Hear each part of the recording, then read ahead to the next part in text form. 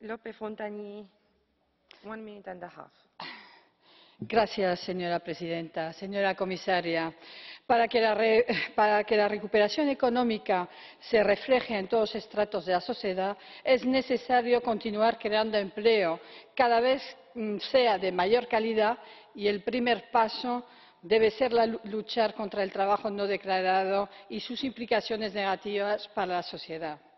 Por un lado, afecta a los trabajadores, a sus derechos, sus condiciones laborales y salariales y a la adquisición de derechos de pensión. Y, por otro lado, repercute negativamente en los sistemas de protección social, provoca una competencia desleal en la empresa y fomenta el desarrollo de una economía sumergida.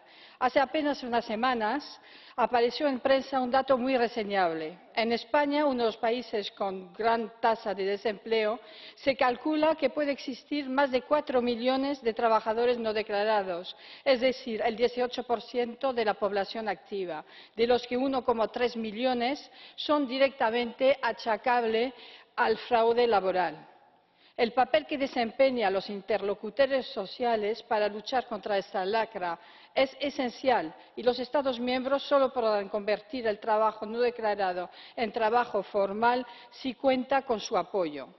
Para ello hay que llevar a cabo medidas que favorezcan la contratación y el control, y la plataforma nos servirá como base de apoyo para conocer mejor la realidad a que nos enfrentamos y luchar contra los abusos.